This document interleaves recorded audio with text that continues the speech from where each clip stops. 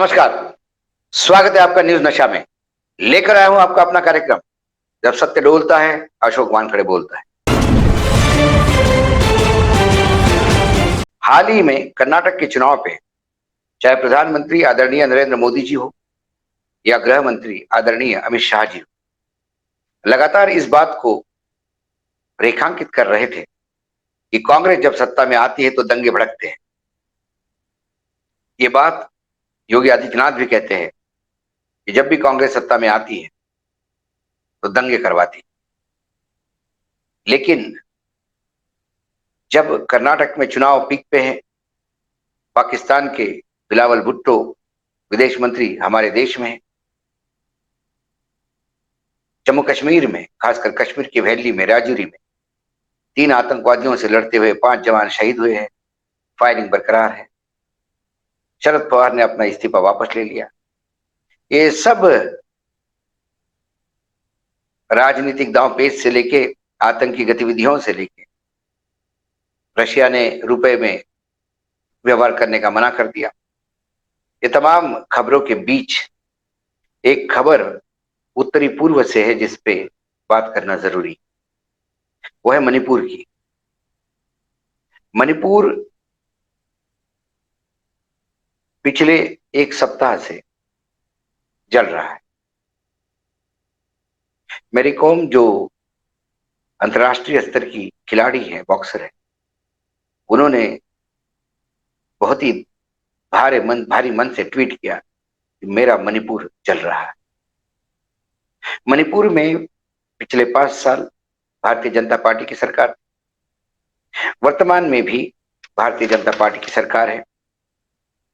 इस 60 सदस्यों की विधानसभा में बीजेपी के पास 37 लोग हैं। अकेले के पास एब्सोल्यूट मेजोरिटी, सिंपल मेजोरिटी 30 की जगह 37 है। साथ में नेशनल पीपल फ्रंट के 7, नागा पीपल फ्रंट के 5, कुक्की पीपल के 2, इंडिपेंडेंट 3, ऐसे कुल मिला के 54 लोग विधानसभा में साथ है। 2/3 से ज्यादा बहुमत उनके पास है। अपोजिशन में, विपक्ष में कांग्रेस के 5 और जनता दल यूनाइटेड का 1, ऐसे मात्र 6 लोग हैं। अब विपक्ष भी वहां पे इतना कमजोर है कि वो 10% और 90% जो है वो पक्ष के सत्ता पक्ष में। जब इतना भारी बहुमत होते हुए भी आज मणिपुर क्यों जल रहा है? मणिपुर में all India tribal student union ने बुधवार को ट्राइबल सॉलिडेरिटी के नाम से एक मार्च निकाला और वहां पर आदिवासी और गैर आदिवासियों के बीच झड़पें शुरू हुई। ये इतनी हिंसक हुई कि 11,000 लोगों को किसी जगह, सेफ जगह पे शिफ्ट करना पड़ा। कई दुकानें, घर जलाए गए, कई गाड़ियां जलाई गई, 2 डजन से ज्यादा चर्च जलाई गई। केरल में जाके प्रधानमंत्री जी क्रिश्चियन पादरियों से मिलते हैं, धर्मगुरुओं से मिलते हैं, और मणिपुर में जहां उनकी सत्ता है वहां चर्च जलाई जाती है। मणिपुर का मसला क्या है? मणिपुर उच्च न्यायालय ने कुछ दिन पूर्व एक फैसला किया और फैसला यह है कि मणिपुर में एक जो मैबेई जाति के लोग हैं उन्हें शेड्यूल्ड ट्राइब का दर्जा दिया जाए, ऐसा प्रस्ताव राज्य सरकार केंद्र को भेजे, ऐसा हाईकोर्ट का आदेश है। उसके बाद ये बवाल शुरू हुआ। अब मणिपुर में अभी जो सिचुएशन है वो बहुत गंभीर है, लेकिन वहां पे जो मैतेई समाज है। ये मैतेई समाज समुदाय करीब करीब 50% है। मतलब 38 लाख की आबादी में 19 लाख के आसपास मैतेई समाज के लोग रहते हैं। मैतेई समाज ये इम्फाल घाटी में बसा हुआ समाज है, जिनका घनत्व इतना है कि पूरे मणिपुर के 10% क्षेत्रफल में मणिपुर की आधी आबादी रहती और 90% में आधी आबादी रहती। तो जो इम्फाल की घाटी है, ये हर राजनीतिक दल के लिए बहुत इंपॉर्टेंट है, क्योंकि 60 में से 40 के आसपास सीटें विधानसभा की ये सिर्फ इम्फाल की घाटी में है, क्योंकि वहां घनत्व ज्यादा है जनसंख्या का, और वो पूरा क्षेत्र मैबेई समाज द्वारा व्याप्त है। तो ये बात मान के चलिए कि 40 सीटें तो मैबेई समाज की ही होती है।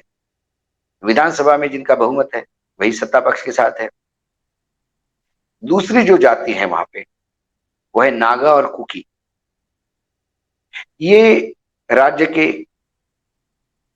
करीब करीब 90% क्षेत्रफल में रहने वाले लोग हैं।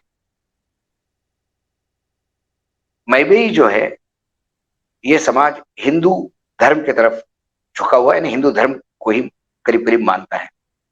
थोड़ी लोकल नॉर्थ ईस्ट की परंपराएं अलग हो सकती है। और नागा और कुकी ये ज्यादातर कन्वर्टेड क्रिश्चियन है। अब मैबेई समाज का ये आरोप है, क्योंकि आजादी के पहले जब ये 1949 में भारत में विलय हुआ, तब रियासत काल में वो जनजाति का दर्जा प्राप्त समाज था। लेकिन आजादी के बाद कुकी और नागा लोगों को शेड्यूल्ड ट्राइब का दर्जा माना गया है और इनको दर्जा नहीं दिया। अब मणिपुर में लफड़ा ये है कि ये जो मैबेई समाज के लोग हैं ये पहाड़ियों में जमीन नहीं खरीद सकते, क्योंकि वो शेड्यूल्ड ट्राइब का स्टेटस नहीं, इसलिए वो उस घाटी में कन्फाइंड होकर रहते। बार बार हर चुनाव में मैबेई समाज को ये बोला जाता है, मैतेई समाज को, कि आपको हम शेड्यूल का ट्राइब का रिजर्वेशन देंगे, लेकिन देते नहीं, क्योंकि जैसे ही उनका रिजर्वेशन की बात आती है नागा और की के विरोध में हो जाते हैं। इस बार ये विरोध इतना ज्यादा हो गया कि करीब करीब 16 में से 8 जिलों में अभी भी कर्फ्यू है। सेना के 55 कॉलम नियुक्त किए गए, आसाम राइफल्स की टुकड़ियां तैनात की गई और गृह मंत्री ने शूट एट साइट का ऑर्डर दिया। इसके नतीजे क्या निकलेंगे? मुख्यमंत्री अपील लगातार कर रहे हैं, इंटरनेट पूरे राज्य का बंद है।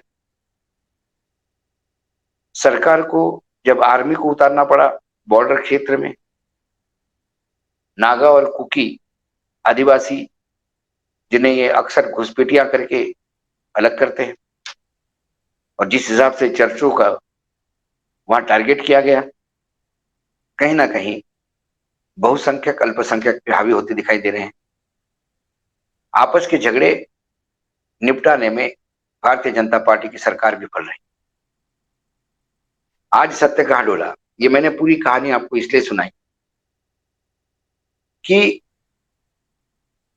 भारतीय जनता पार्टी जब ये आरोप लगाती है दूसरे पे, विपक्ष पे खासकर, कि जब विपक्ष की सरकारें होती है तो दंगे करवाती। आज मणिपुर जल रहा है, जो पिछले 5 साल के बाद नई सरकार भी उनकी बनी है। तो पिछली सरकार भी आपकी, वर्तमान में भी सरकार की आपकी, केंद्र में भी सरकार आपकी, ये डबल इंजन की सरकार। डबल इंजन कहां आग पकड़ गया, मणिपुर कहां हाथ के बाहर गया। इसलिए ये कहना विपक्ष दंगे करवाता है, ये सरासर गलत है। हर राज्य में दंगे कुछ कारण से होते हैं। वो इंटेलिजेंस फेलियर हो सकता है, वो जरूरत से ज्यादा चुनाव के समय किए हुए वादे हो सकते हैं, या समाज में राजनीति, चुनावी राजनीति के चक्कर में जो हम ताना बाना समाज का खराब करते हैं, उनको अलग अलग करके अपने पाले में लाने का प्रयास करते हैं, वो जब समाज का ताना बाना टूटता है तो फिर दंगे भड़कते हैं। फिर चाहे महाराष्ट्र हो, यूपी हो, गुजरात हो या फिर मणिपुर हो, सत्य सत्ता पक्ष के डोला, अशोक पर खड़े बोले। इसलिए आज बोलना पड़ा, मणिपुर की कहानी आपके सामने पर।